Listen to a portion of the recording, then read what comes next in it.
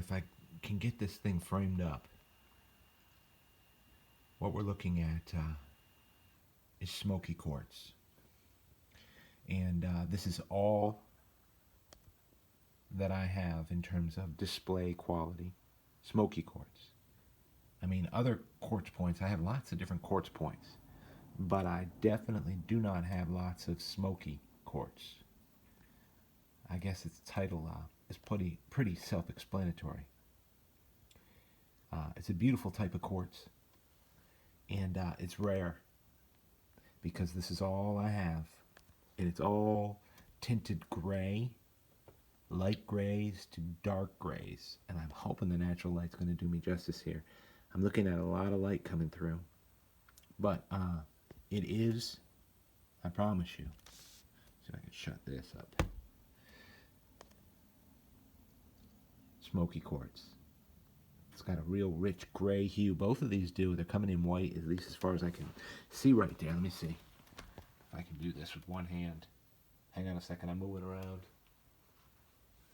I'm going to try to limit the light just a little bit. See if I can get the true. I mean, these down here are definitely smoky quartz. You can see that. So I'm going to take a little bit less time and just get through these just to show you what I found for smoky quartz. I wish I could just have a sort of a light table and just show you. But all of this stuff, extremely translucent. The thing about smoky quartz is, as you can see, it comes in all different varieties and hues. I mean, this is a piece of smoky quartz right here. Against the gray, doesn't come in as well. Now this is a different base, but this stuff is so hard, I realized they just couldn't get that cleared without jeopardizing the whole point. It's the core end of the stone right there. And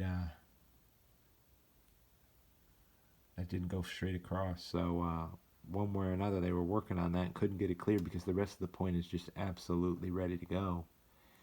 Sharp as the day they made it.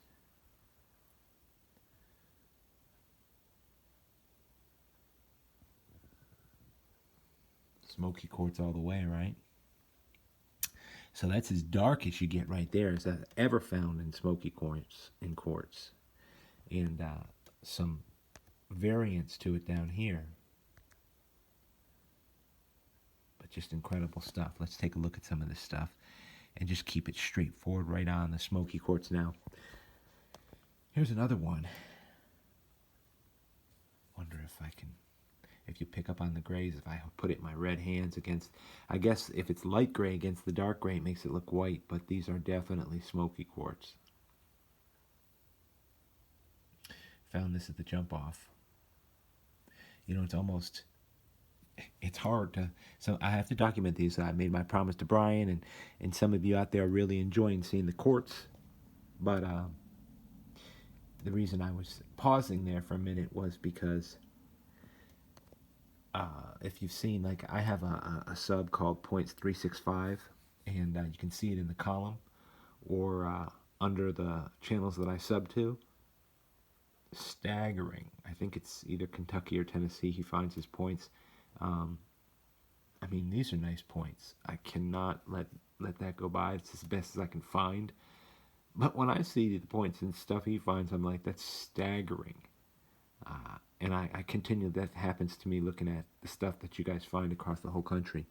It just is staggering. I'm like, man, I might as well not make a video anymore. Those guys who find that kind of stuff, they see this and be like, it can't be that substantial to them, but this is what they used around here and what we find. But maybe they don't find quartz at all. And here's a point that I found. We saw that. This one actually came from where I was just the other day. At Hardstone. It's a great piece of quartz.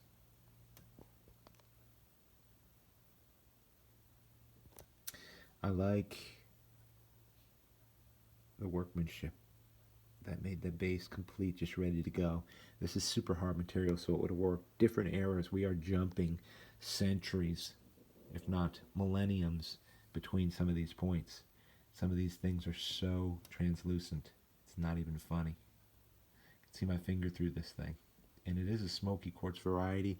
This one has a relief sort of channel in the back. It is ground heavily with a slight angle on the back side. Found this at the Cascade.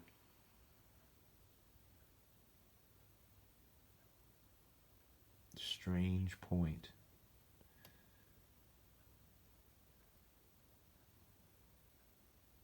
Strange, right? But ready to go. Now as we go around these things, just jumping back and forth, here's a point from Beaver Point, and I was just there. I didn't find a whole lot. I guess it needs to get washed a little more. Just there yesterday. Tomorrow Mountain.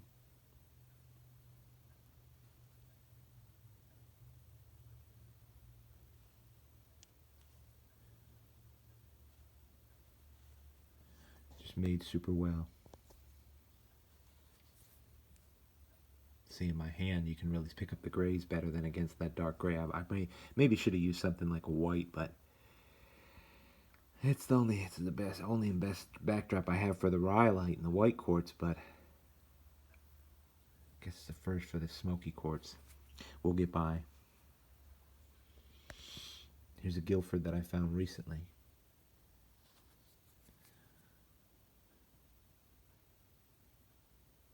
Just work that edge right off. This stuff is super hard and resilient. Seeing how they might have hafted it and feeling the grinding and where the haft might have gone in and how thin it is.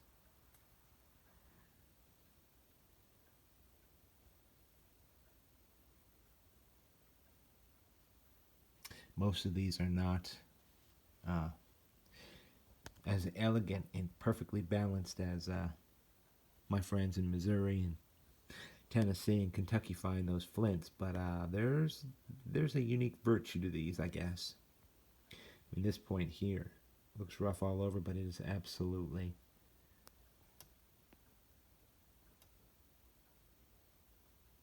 marble. I can't even see it. It's not doing justice on camera, is it? Not at all. There we go. Nope, it's not doing it. That was a waste.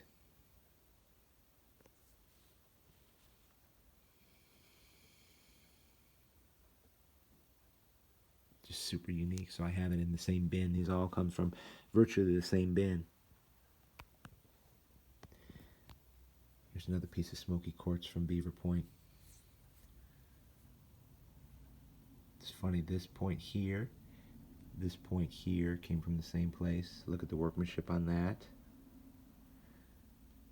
And this.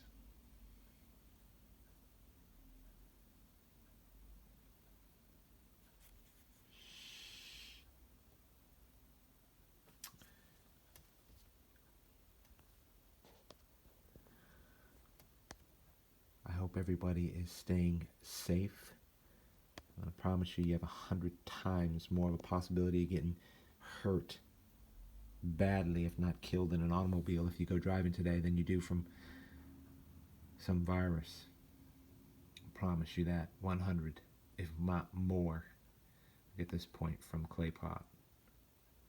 One of my favorites. That's smoky quartz for you.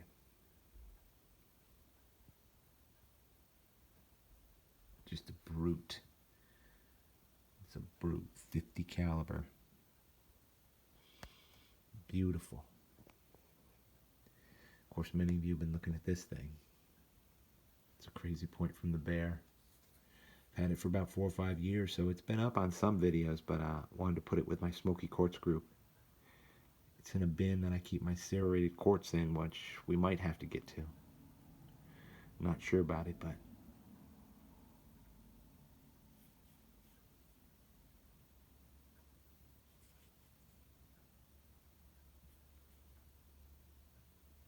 say I can't be too upset about some of the stuff that I find. I'm not upset about any of the stuff that I find, but I mean, you guys know out there. I mean, if you watch some videos, in congratulations, I'm always very happy when people make good finds, but I just shake my head. Maybe it's because I do not find the type of points you do. If you even watch these display videos, here's a point from Site 5. I don't even know how we all keep our perspective. When you go out there, you start finding a lot, and you understand your areas, and you bring in a lot of artifacts. It changes your perspective, even of others. You get a blueprint in your mind. I know the type of points and materials that, say, for example, Richard or Mike finds, or Brooksy finds. I know the type of material. It's actually, when it comes to smoky quartz, their flint is actually a whitish, grayish. They know the name to the rock and everything. I do not. I dare not try to pronounce it because I get it wrong. It's a little dark point. These are all Atlantal dark tips, even this one. It's no problem. We can call them arrowheads. Everybody's perfect reference for it. That's why it doesn't bother me. I'm not too religious about it. It's a great point right there. It's worked every square inch.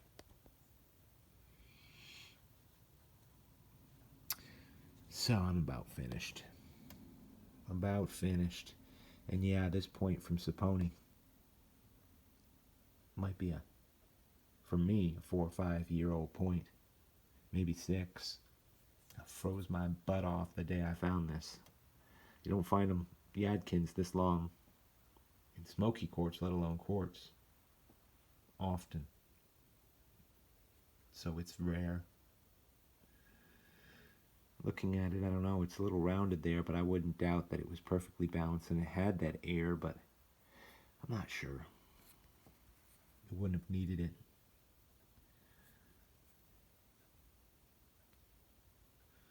These are all made to accomplish the task. To feed the flock, right? Gotta bring home the bacon. Anyway, these are ancient Indian stone points from eastern central North Carolina. The smoky quartz you've been looking at. And I've been talking to those who I know tune in all the time, but if you're just tuning in, that's what you're looking at. This is the type of material that you find in eastern central North Carolina. It's the only place that I can hunt. I don't actually pursue hunting in other states. I can't. Just can't travel. Don't have the means or whatever. Now I've got so many of you out there that are great friends that you said, you take me hunting and what have you. That's a cool thing. I can't even imagine that, but just can't travel as much. Light's not hitting that point. It's funny how the dark gray sweater underneath it makes this stuff look lighter. It's dark. Guilford, Morrow Mountains. Some even more translucent. All right. I think that's a good museum grade tour for you. To let you go in and have a little talk with the finder. I would have loved that, to go in any museum right now and just talk with the person who found it. If it's stuff from a cave or whatever in the Smithsonian, I'd love to talk to the person who found it and get an idea. You and I out there, I want to tell you this as you look at this. Look at these shots. You and I can tell people incredible things because we do the work of archaeologists. We know all about the sites, whether it's creeks, dig sites, fields. I know all about my pods. I know all about the type of life and how they might have been living in groups and clusters throughout the woodlands here. You go into a museum, you have no earthly idea. You see it all set up like this and you're like, wow, that's a great display. But you and I have a lot of intrinsic knowledge we've gained from collecting. So, maybe we can share it one day. I don't know how, but we'll do our best. Hope you find out there.